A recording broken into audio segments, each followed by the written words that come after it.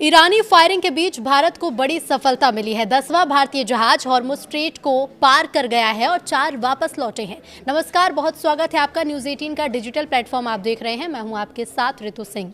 Iran की ओर से Hormuz strait फिर से बंद किए जाने के बीच भारतीय झंडे वाला एक तेल टैंकर इस महत्वपूर्ण जलमार्ग को सफलतापूर्वक पार कर गया है, जबकि कम से कम 4 अन्य जहाज वापस लौट गए हैं। जहाजों के निगरानी आंकड़ों के मुताबिक देश गरिमा नामक तेल टैंकर ने शनिवार यानी 18 अप्रैल को हॉर्मुज पार किया। शिपिंग कॉरपोरेशन ऑफ इंडिया का ये टैंकर मार्च की शुरुआत से इस रूट को पार करने वाला भारतीय तिरंगे वाला 10वां जहाज है। मरीन ट्रैफिक के मुताबिक शनिवार शाम तक ये टैंकर ओमान की खाड़ी में आगे बढ़ रहा था।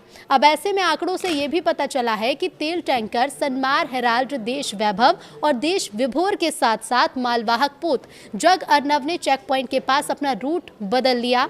इसके साथ ही फारस की खाड़ी में भारतीय झंडे वाले जहाजों की संख्या 14 हो गई है। सरकारी स्वामित्व वाली एससीआई देश वैभव और देश विभोर को संभालती है, जबकि सनमार हेराल्ड का संचालन सनमार शिपिंग और जग अर्नव का संचालन ग्रेट ईस्टर्न शिपिंग कंपनी करती है। United kingdom maritime trade operations के मुताबिक एक टैंकर ने सूचना दी कि ओमान के उत्तर पूर्व में लगभग 20 समुद्री मील दूर ईरान के रेवोल्यूशनरी गार्ड कॉर्प्स की 2 नौकाओं से गोलीबारी हुई।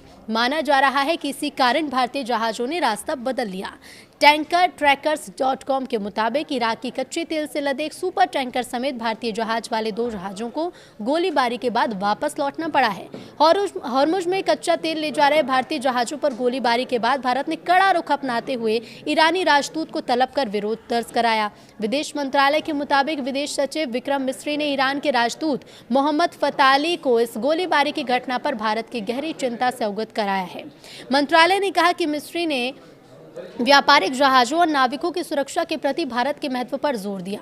साथ ही ये भी याद दिलाया गया कि ईरान पहले भारत जाने वाले कई जहाजों के सुरक्षित आवागमन में सहयोग करता रहा है। करीब 6 सप्ताह पहले अमेरिका और इजरायल द्वारा ईरान पर हमले किए जाने के बाद तेहरान ने हॉर्मुज जलडमरू मध्य में जहाजों की आवाजाही को काफी हद तक रोक दिया था। इस कदम से अंतर्राष्ट्रीय बाजार में तेल कीमतों में वृद्धि हुई।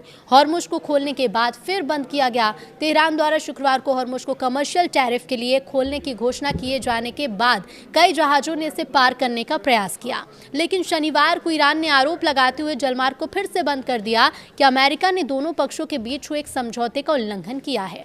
अब ईरानी राजदूत के साथ बैठक में विदेश सचिव ने उनसे इस घटना पर भारत के पक्ष से ईरानी अधिकारियों को अवगत कराने को कहा।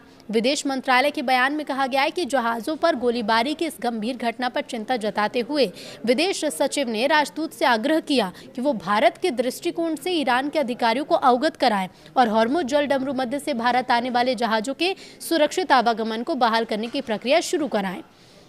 बयान में कहा गया है कि राजदूत फताली ने भारत की चिंताओं से ईरानी अधिकारियों को अवगत करने का आश्वासन दिया। इससे पहले सरकारी सूत्रों का कहना था कि ईरानी राजदूत को विदेश मंत्रालय में तलब कर इस घटना पर कड़ा विरोध दर्ज कराया गया।